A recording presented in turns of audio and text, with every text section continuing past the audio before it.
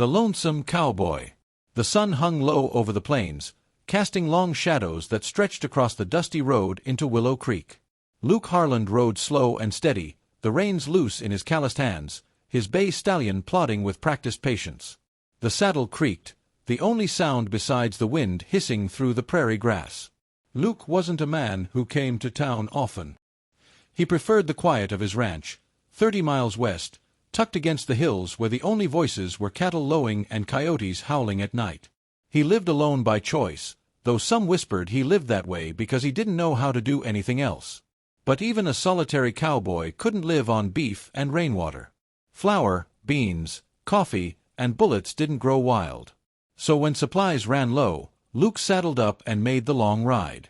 Willow Creek looked the same as it always had: wooden storefronts weathered gray by wind, a saloon with its swinging doors, children chasing each other through the dirt street while women called them home. The town bustled, but Luke felt like he was passing through a world that didn't belong to him. Folks nodded politely, but they didn't know him, not really. He'd kept it that way. At the general store, he tied his horse and stepped inside. "Afternoon, Harland," said Mr. Hollis, the storekeeper. Luke gave a curt nod. "Need flour, sugar, coffee, box of shells." Hollis didn't ask questions. He knew Luke was a man of few words. Supplies were gathered, coins were counted, and Luke hefted the sack onto his shoulder. Another trip done, simple as that. But outside, something caught his eye. On the church steps sat a young woman, her back pressed against the railing, her dress tattered and gray with dust. Once, it might have been white, something a bride might wear on her wedding day. But now it was worn thin, hanging off her shoulders.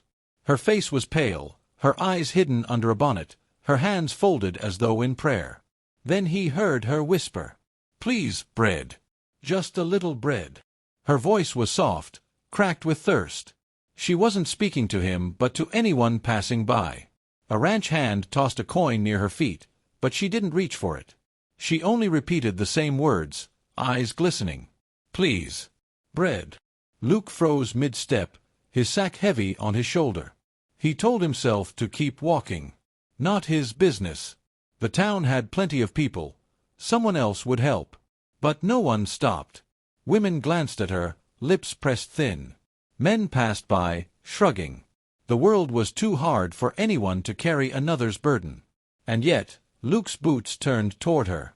He stopped at the steps, lowering the sack. She looked up then, startled. Her eyes, deep hazel, wide with desperation, met his, and Luke felt something shift inside him. "You're hungry," he said quietly. She swallowed, nodding. I haven't eaten in 2 days. My husband," her voice broke. She looked away. "He left me. Rode off and never came back. I've nothing. Please, sir, I'll do anything for bread." The words cut sharp. "I'll do anything." Luke crouched, opened his sack, and pulled out a loaf he'd just bought. He tore it in half and held a piece to her. "Eat." Her hands shook as she took it. She bit into the bread, too fast at first, then slower as she chewed. Luke looked away, giving her dignity. Hunger was cruel, it stripped people bare. When she finished half, she clutched the rest tightly as though afraid it might vanish. Her voice trembled. "Thank you. I don't know how to repay you." "You don't owe me." Luke straightened, his shadow stretching long across the steps. "What's your name?" "Clara," she whispered. "Clara Whitmore." "Where you from, Clara?" She lowered her gaze. "My husband brought me here. Said we'd start fresh. But he left. I've no family. No home. Nothing." Luke studied her. She couldn't have been more than 20, though her eyes looked older. An abandoned bride in a town that had no mercy for the weak. He could walk away. He should. Instead, he asked, "You got a place to stay tonight?" She shook her head. "The church lets me sleep on the steps sometimes. But they can't keep me. I don't belong to them." Luke rubbed his jaw. He hated entanglements. He hated opening old wounds. But leaving her there, begging for bread, felt wrong in a way he couldn't shake. "You'll come with me," he said. Clara blinked. "What?" "I've got a ranch west. Food. A roof. You'll eat, rest. Just until you can stand on your own." His tone was rough, as if daring her to argue. Her lips parted in disbelief. "You'd take me with you?" "Better than starving," Luke muttered, slinging the sack over his shoulder. For a heartbeat, she looked ready to cry again. But this time, her tears held a glimmer of hope. "Yes," she whispered. "I'll come." They rode out of town as the sun sank behind the hills. Clara sat on a borrowed mare, her back stiff, her hands clumsy on the reins. She wasn't used to riding, that much was clear. Luke rode beside her, his silence steady as the land stretched endless around them. After a while, Clara asked softly, "Do you live alone?" Luke nodded once. "Since my pa passed. No wife. No children." His eyes stayed on the horizon. "No." She hesitated, then whispered, "Why help me?" For a long time, there was only the sound of hooves on dry earth. Then Luke answered, his voice low, "Because I know what it feels like to be left with nothing." Clara turned her face away, the words striking deep. She didn't press him further. The prairie gave way to rolling fields, and at last the ranch came into view, a cabin of timber, smoke curling from its chimney, barns standing sturdy in the dusk. To Clara, it looked like salvation itself. Luke dismounted, helped her down, and carried the supplies inside. The cabin was simple: wood stove, table, shelves lined with jars. A cot rested against one wall. "You'll sleep here," Luke said, nodding at the cot. "I'll take the chair by the fire." Clara clutched the crust of bread still in her hand, her throat tightening. "I don't deserve this." Luke met her gaze, steady and calm. "Everyone deserves bread, Clara." She sat on the cot, tears spilling silently. For the first time in weeks, warmth seeped into her bones, not just from the fire, but from the knowledge she wasn't alone anymore. Luke settled into his chair, watching the flames. He didn't know what tomorrow would bring, but tonight, he knew this. The starving bride had found shelter, and his empty house was no longer quite so empty. And deep inside, something long buried stirred awake. Bread and hope. Morning sunlight filtered through the small cabin window, streaking gold across the wooden floor. Clara stirred on the cot, the warmth of the fire long gone, but the blanket Luke had draped over her still wrapped tight around her shoulders. She blinked against the light, momentarily forgetting where she was, until her eyes settled on the figure across the room. Luke sat slouched in the chair, boots still on, hat tipped low over his eyes. He hadn't slept much. His stillness was the stillness of a man keeping watch.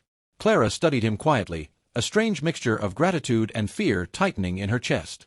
For weeks she had known nothing but hunger and despair. And now here she was, in a stranger's cabin, fed and sheltered. It felt too good to be real. She rose quietly, folding the blanket and smoothing the cot as if tidiness might prove her worth. The crust of bread she had saved still rested on the table. She broke off a piece and chewed slowly, careful not to waste. Luke stirred then, pushing his hat back and rubbing his jaw. His eyes, though still heavy with fatigue, found her. "Morning," he said simply. Clara nodded, unsure if she should speak. "Morning, sir." He stood, stretching the stiffness from his shoulders. "Coffee's in the pot. Might be bitter, but it'll warm you." Her heart softened at the simple offer. She poured herself a tin cup, the steam curling into her face, and sipped. It was indeed bitter, but she welcomed the burn. Luke busied himself with the stove, setting a pan over the flame. He cracked eggs from a small basket and fried them, the scent filling the cabin. Clara watched in silence until he placed a plate before her, eggs and a slice of bacon. "You'll need strength," he said. She stared at the food as though it were a feast. Her lips trembled. "I don't know how to thank you." "Eat," he replied, settling with his own plate. "Thanks can wait." Days turned into a rhythm. Clara helped where she could, sweeping the cabin, fetching water, mending torn shirts with a needle and thread Luke had tucked away. She wasn't skilled at ranch work, but she watched Luke saddle the horses, mend fences, and herd cattle, slowly learning the routines of a solitary man's life. Luke didn't speak much, but when he did, his words were steady and plain. He showed her how to grind beans for coffee, how to stack firewood, how to churn butter in the old crock. Clara, eager to repay his kindness, tried each task with trembling hands but determined heart. One evening, as the sun dipped behind the hills, Clara joined him by the fence where he leaned, hat pulled low. The cattle grazed in the fading light, their silhouettes dark against the sky. "You work so hard," she said softly. Luke shrugged. Work keeps a man honest. Clara hesitated, then whispered, "You saved me, Luke. If not for you, I'd still be on those steps, or worse." He shifted, his jaw tightening. "Didn't save you. Just gave you bread and a roof." She turned to face him fully. "That's saving enough for me." Their eyes met, and for a moment the silence between them was not empty but full, charged with something unspoken. Luke broke the moment first, pushing away from the fence. "You should rest. Tomorrow'll be long." The weeks passed, and Clara grew stronger. Her cheeks filled, her eyes lost their hollow look. She laughed softly sometimes, at the clumsy chickens pecking in the yard, or when Luke's stallion nudged her for oats. Luke, though he rarely smiled, found himself listening for that laughter. But with strength came unease. Clara often sat by the fire at night, staring into the flames, her hands clasped. Luke noticed. "You're thinking too hard," he said one evening. She glanced at him, startled. "I was thinking about what comes next. You've given me more than I could ever repay. I can't stay here forever." Luke leaned back in his chair, gaze steady. "No one's a skin you two. But where will I go?" Her voice cracked. "I have nothing, Luke. Nothing but what you've given." The weight of her words pressed between them. Luke knew loneliness too well. He'd carried it for years like a saddle he couldn't throw off. To send her away, to return her to that void, felt wrong. "You've got hands," he said finally. "And willin' heart. That's something. Stay as long as you need." Her eyes shone with tears. She tried to blink away. "You're the only man who's ever looked at me and seen more than a burden." Luke turned his gaze to the fire, because if he held her eyes too long, he'd say more than he meant to. Spring crept across the land, and the ranch bloomed with life. Clara planted flowers by the cabin, small bursts of color against the rough wood. She sang sometimes as she worked, soft hymns from her childhood. Luke, listening from the barn, felt a stirring he hadn't felt since his youth. But shadows still lingered. One afternoon, while Luke was mending tack, a rider appeared on the horizon. Dust trailed behind him as he approached the cabin. Clara froze when she saw the man dismount. Her face drained of color.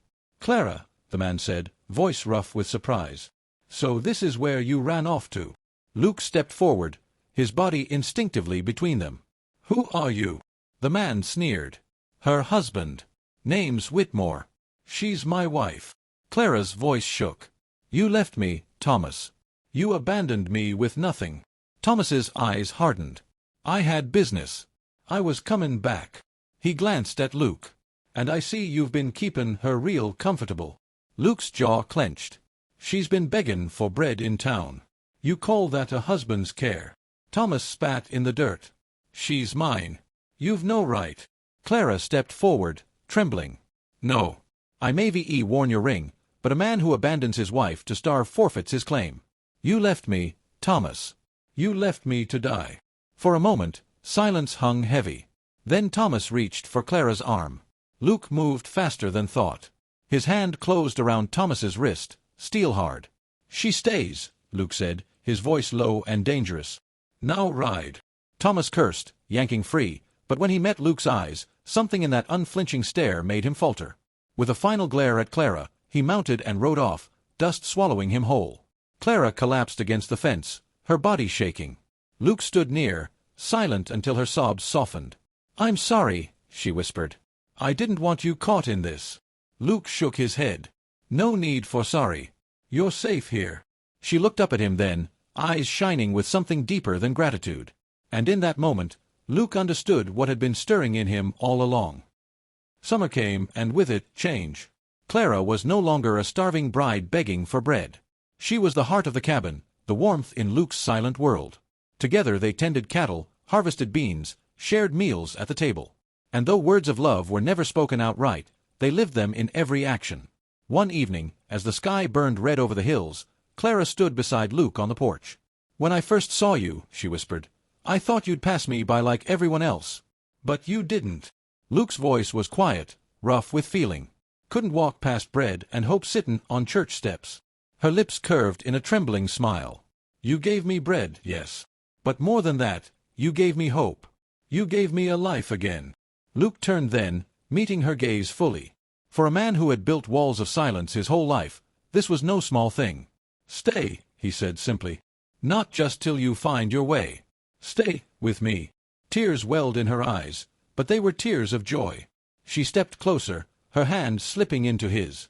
"Yes, Luke. I'll stay."